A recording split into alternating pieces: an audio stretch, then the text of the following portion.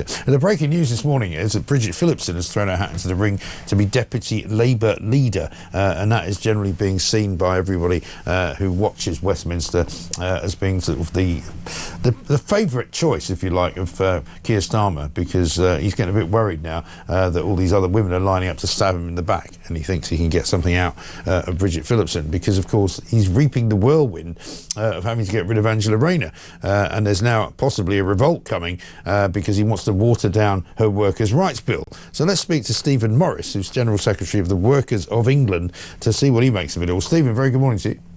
Morning, Mike. Thanks very much for talking to us. I'm not sure where we are with Labour anymore, because every single day there seems to be one kind of flip-flop after another. You know, Keir Starmer on the one hand says he's going to be very proud of Angela Rayner and what she stood for. He then sort of admits that he has to let her go. He's now trying to water down, we are told, the Workers' Rights Bill, and the unions are kicking off about it. Well, Keir Starmer's only going to be liable to his paymasters, aren't he? And his paymasters are the unions. Yeah. And at the moment, they just don't seem to have any idea about the economy and how to get people into work. They're doing everything they can to make it more difficult for businesses to grow and to recruit. We've seen recent figures where unemployment's gone up for 4.7% now. Yeah. The amount of jobs that are being advertised, the latest figure I saw was nearly 750,000 job vacancies have been pulled in 3 months alone. And so businesses are really struggling. And then you're going to bring something in that's going to cost businesses a lot more money to do and implement. And both the unions and Labour seem to be anti-worker. They just don't seem to be wanting to get people in work. And getting people in work actually has a benefit for the national debt and taxes, because it then takes them off the benefit system. Yeah. So, but some of the policies within the bill, it's just smoke and mirrors. Right. You know, like the flexible working, it says they're going to have a day one right to flexible working. The employer's got to say yes, but then they've got the same reasons of rejecting it as they've already got. Yeah.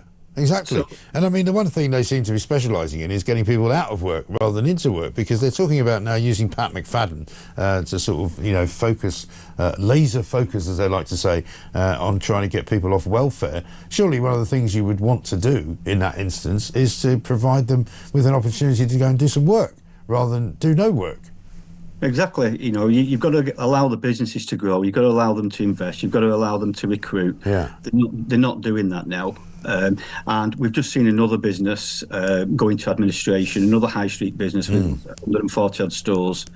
They've immediately shut 32. So we're still seeing the adverse effect of Rachel Reeves' economics, if you want to call them economics. And voodoo economics, I think we used to call that, didn't we? Yeah, and then that brings me on to the thing to do with the unfair dismissal one. Yeah, I do believe it should be shortened from the 2 years to probably 1 year. But again, it's going to be a backlog. ACAS already have a 2-week delay in a 6-week process, so they're already backlogged. People were making frivolous claims on all kinds of things. So what do you do when you find out you take somebody on and just outside of their probationary period, their CV wasn't quite accurate? You know, can you easily get rid of them? Well, Keir Starmer didn't get rid of somebody who wasn't quite accurate on their CV. You know? Well, no, in fact, not just one, but possibly more than one. But what about this other story that's hit the papers this morning, which is about the number of people taking a fortnight off sick last year? This is according to a Chartered Institute of Personnel and Development study, which has found out that staff have taken an average of almost 2 full working weeks off because of illness over the past 12 months. Apparently it's being attributed to an ageing workforce and a rise in long-term health conditions, but of course the leading cause of it all is mental health absence. It depends in which sector you're looking at. If you're looking at normal private sector, then you'll find that it's probably lower because they have tighter sickness regimes, tighter on sick pay. We've seen where in the public sector people can be off for a year on full pay before they start to see a drop.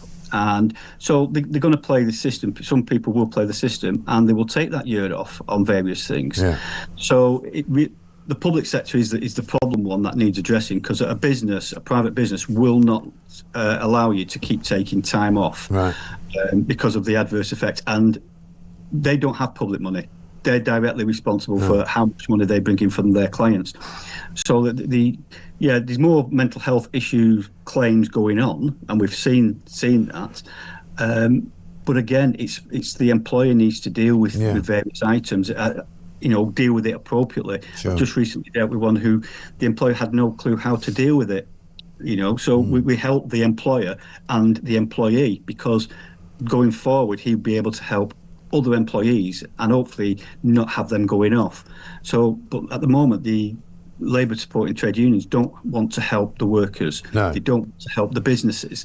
They just seem to want to fund and have a political agenda. Of course. I mean, I saw a story yesterday about Ofgem, I think, in which it said that the Ofgem are paying something like £10,000 a day to keep their offices open and running, and with electricity and all the rest of it. But except hardly anybody's ever in there because they all work from home. Well, some working from home is quite okay. It depends what you want to do, but this goes again down to your workers' bill. They write straight from day one. Well, how are you going to track that person? And you've got a 9-month probationary period that the government wants to put in. Right. How are you going to track whether they're suitable or not? You've got to have them in the office. You've got to be able to see how they're working.